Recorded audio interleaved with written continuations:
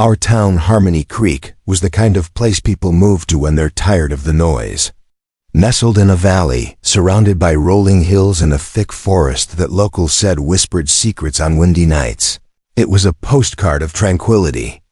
We had a town square with a gazebo, a single traffic light that blinked yellow after 9 p.m., and a crime rate of 0. At least that's what we boasted about at the annual Founders' Day picnic. No murders, no robberies, just the occasional lost cat or a teenager who'd had a bit too much to drink on a Friday night. It was a perfect record, a testament to our peaceful way of life, that all changed the day we found Mr. Abernathy's body. And then found it again. I run the town's only bed and breakfast, a cozy Victorian house with a wrap-around porch and a garden that explodes with color in the spring. I know everyone in Harmony Creek. I know their coffee orders, their children's names, and the secrets they think they keep hidden. But I didn't know the darkness that was about to descend on our town. It started on a Tuesday morning, one of those crisp autumn days when the air smells of wood smoke and decaying leaves. I was out on my porch, sipping my morning coffee and watching the town wake up. The bell on the door of the bakery chimed as Mrs. Gable went in for her daily croissant. The mailman, a young kid named Sam with a perpetual smile, was doing his rounds, whistling a tune that was slightly off-key. It was a perfectly ordinary morning, which made what happened next all the more jarring. Sheriff Brody's cruiser, the only one in town, came tearing down Main Street, its siren wailing. In Harmony Creek, the siren was usually reserved for parades, and the occasional ambulance call for a farmer who'd had a close encounter with his own tractor. This was different. This was urgent. He skidded to a halt in front of the old mill, a dilapidated building on the edge of town that had been abandoned for years. I, along with half the town, watched from our porches and windows as he jumped out of his car, his face a mask of grim determination. The news spread like wildfire, carried on hushed whispers and frantic phone calls. A body had been found at the old mill. It was Mr. Abernathy, the town's reclusive librarian. He was a quiet man, with spectacles perched on the end of his nose and a love for dusty old books. He lived alone in a small cottage on the outskirts of town, and no one knew much about him, except that he was always kind and had a soft spot for stray cats. The whole town was in a state of shock. Murder was something that happened in other places, on the news, in a world far removed from our own. Here, we left our doors unlocked at night. We trusted our neighbors. The idea that one of us could be a killer was unthinkable. Sheriff Brody, a man who had spent most of his career dealing with parking violations and mediating disputes between neighbors over property lines, was suddenly thrust into the role of a homicide detective. He was a good man with a gentle heart and a calming presence, but he was out of his depth. He called in the state police, and soon our quiet town was swarming with unfamiliar faces in crisp uniforms. The initial investigation revealed little. There were no signs of a struggle, no witnesses, and no apparent motive. Mr. Abernathy had been hit on the head with a blunt object, and that was all they knew. The town held a vigil in the square, our faces illuminated by the soft glow of candlelight. As we mourned the loss of one of our own and the loss of our innocence, life in Harmony Creek changed overnight. People started locking their doors. The friendly waves and cheerful greetings were replaced by suspicious glances and hushed whispers. The sense of community that had once been our pride and joy was shattered, replaced by a pervasive fear that hung in the air like a thick fog. A week passed, and the investigation had stalled. The state police packed up and left, leaving Sheriff Brody to deal with the aftermath. The town was on edge, and the once harmonious symphony of our daily lives was now a cacophony of fear and suspicion. And then, the unthinkable happened. It was another Tuesday morning, exactly 1 week after Mr. Abernathy's body had first been discovered. I was in my kitchen, kneading dough for my famous cinnamon rolls, when the phone rang. It was Martha, my best friend, her voice trembling with a piva. mixture of fear and disbelief. "You're not going to believe this," she whispered, her voice barely audible. "They found another body. At the old mill." My heart sank. Another murder. In our small town. It was too much to bear. "Who was it?" I asked, my own voice shaking.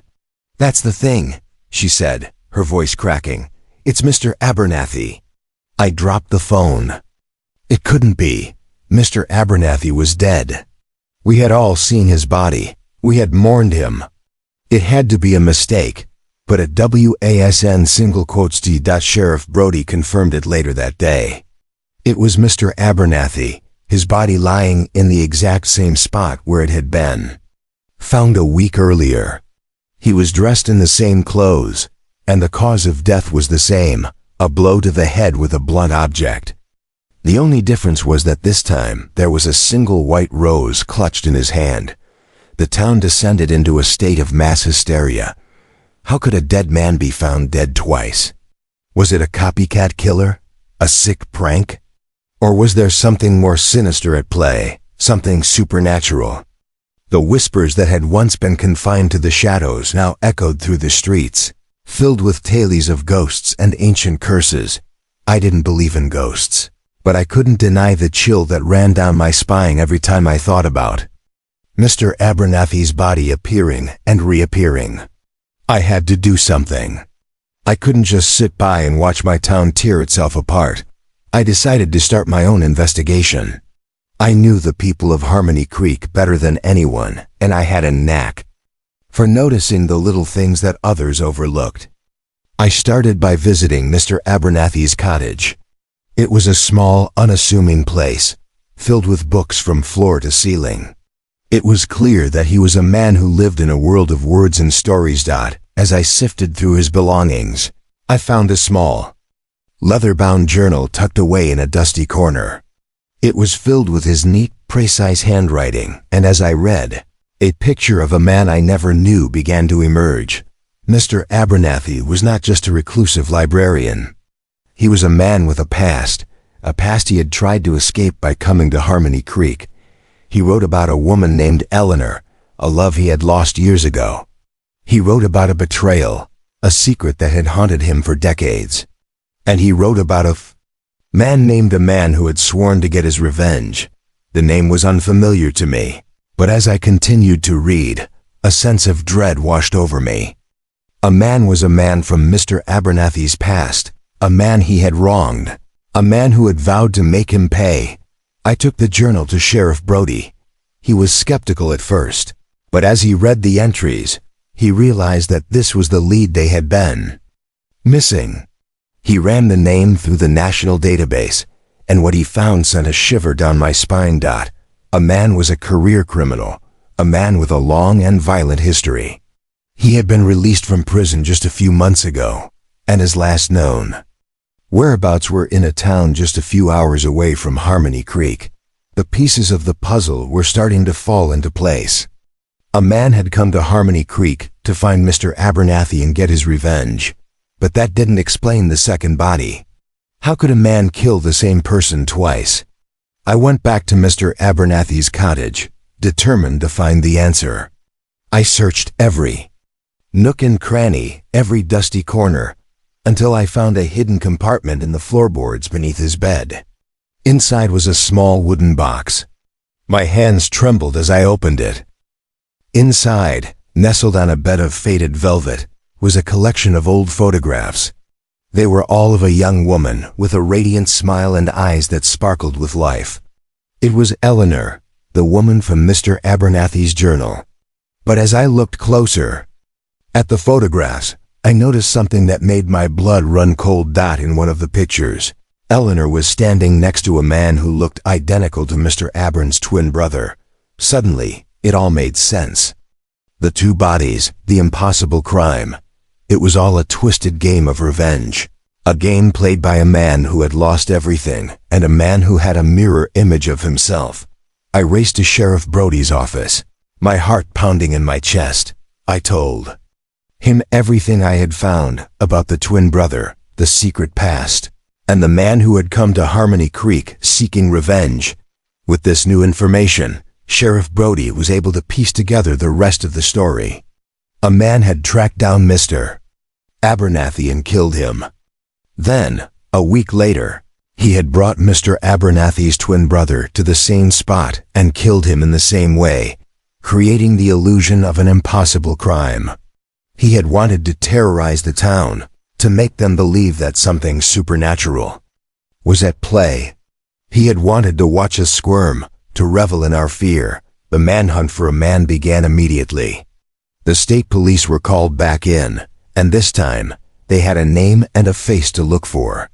The town held its breath, waiting for the news that he had been caught. A few days later, he was apprehended in a neighboring town, trying to flee the state. He confessed to everything, a cold, remorseless smile on his face as he recounted the details of his twisted plan. With a man's capture, a sense of relief washed over Harmony Creek. The fear that had gripped our town for weeks finally began to dissipate, replaced by a renewed sense of community. We had been through a terrible ordeal, but we had survived. We had looked into the face of darkness and emerged stronger, more united than ever before. The experience changed us all. We were no longer the naive, trusting town we once were. We had learned that evil can exist even in the most idyllic of places.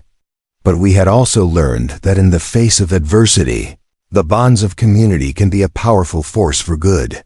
Life in Harmony Creek slowly returned to normal. The doors were still locked at night, a reminder of the lesson we had learned. But the friendly waves and cheerful greetings returned, and the sound of laughter once again filled the town square. I still think about Mr. Abernathy from time to time. He was a quiet man who had come to our town seeking peace, only to have his past catch up with him in the most brutal way imaginable. His story is a tragic one, a reminder of the secrets that we all carry with us. But his story is also a part of our story now, a chapter in the history of Harmony Creek. It's a chapter that we will never forget, a chapter that taught us the true meaning of community, courage, and the enduring power of the human spirit. Our town may no longer have a perfect crime rate, but we have something more valuable.